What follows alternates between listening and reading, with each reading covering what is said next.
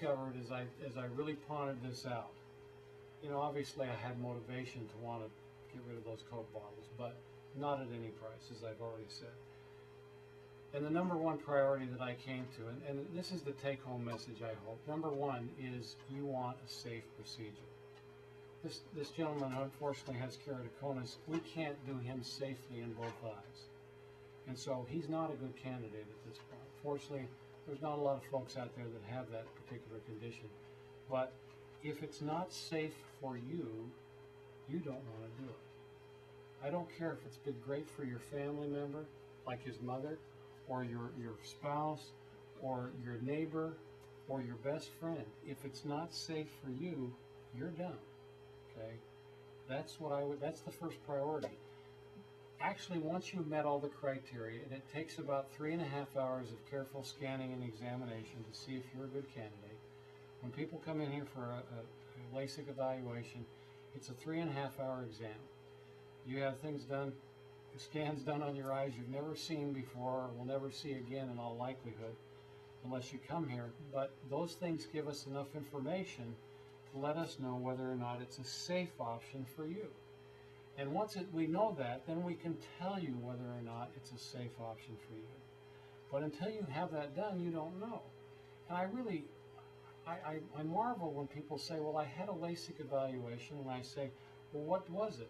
Well, I went in and they said, they looked at my prescription and they said, they ran a credit report on me and they said I'm a good candidate. And I look at them and I think, you gotta be kidding me, But that's a typical LASIK evaluation. That's a free evaluation. It's really a wallet biopsy. If you've got the money and you've got two eyes, you're a candidate. And that is not what makes you a candidate. You have to have enough things in line to be a good candidate. That's just the beginning. You also have to have realistic expectations, okay? And you have to know what it is, we have to know what it is your visual needs are.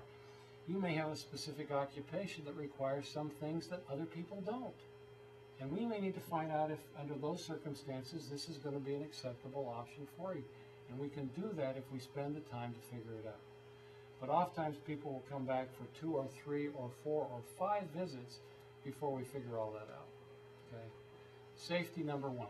Now, when it comes down to if you are a candidate and you end up having the procedure, what you just saw in that video, the safety aspects of that are most critically determined by how that flap is made, okay? I just got back from a meeting where all the major manufacturers of lasers and keratomes were there selling their products, okay? A lot of money invested in selling these products, okay? There are probably 16 available keratomes that you can make a flap on somebody's eye with in the United States. Okay, 6 lasers, 16 keratomes. The only one I'm laying under, putting anybody under that cares enough, that I care about, is that German engineered Hansatome keratome. Why? Because it's the only one that I know is not going to hurt you or somebody I care about.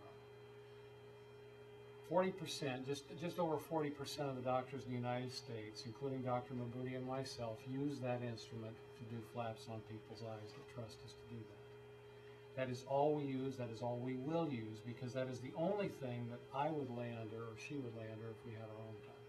In fact, I did. The reason is that nothing else has the safety profile of that machine. Nothing has the engineering profile. Everything else can and will harm patients under certain circumstances, no matter how experienced the surgeon is and no matter how many they've done. And the reason is poor engineering always raises its ugly head and comes to the surface sooner or later. And malfunctions will occur, and if you happen to be the poor soul that's laying there when the malfunction happens, you could be harmed irreparably. You could have a small malfunction problem and have some real grief, or you could lose your sight. There have been at least 4 people in Sacramento that I know of that have lost their eyes from doctors who have used keratomes, not this one, but keratomes that will do the job but are so much cheaper than this one that's the reason and the motivation. The only reason in my mind to use anything but German engineered keratomes to do this surgery is greed, because everything else is a lot cheaper. That number of photos on the back board represent about 2 months worth of LASIK surgery by Dr. Mahmoudi and myself. And about every 2 months, those folks will rotate off and go into one of our books. If we just take that number of people, one of those people that trusted us to do this surgery for them would have had a keratome malfunction and been hurt if we would use the next best instrument. And about in 1 year's time, one that trusted us would probably be hurt badly enough to lose significant sight and may not have any reparation for that, short of a corneal transplant or something much worse than that. And I don't find that an acceptable option. Now, if you do, I wish you well, okay? But for my eyes and for people I care about, German engineering, number one. Germans make great machine tools no matter what you think about the rest of their society. And nobody beats that design. There have been a lot of people try, and I looked at all the new instruments at the meeting I went to, and nobody still has anything that beats German engineering. Okay? If they do, and they can do it safer, then I'm all for it, no matter what it costs, but they can't. That instrument has never blinded anybody, and it's the most widely used in the world, much less in the United States. But 40% are using it, 60% are using something else. So 60% of the people doing LASIK surgery are using other instruments. One of the ones that's the next best has a malfunction rate of about every 200th case. So every 200th time it's used, in experienced hands, when it's functioning perfectly, it will have a malfunction. If you drive out of your car, you drive out of your garage every day, and you know every 200th time you take to the road, your brakes are going to fail, then you're not one of the patients I want to see, okay? Because you really, if you think that risk is acceptable, albeit you don't know when it's going to happen, you really haven't thought this through well enough in my mind. Safety needs to be your number one concern, and safety, as it fits in all the criteria, is absolutely critical.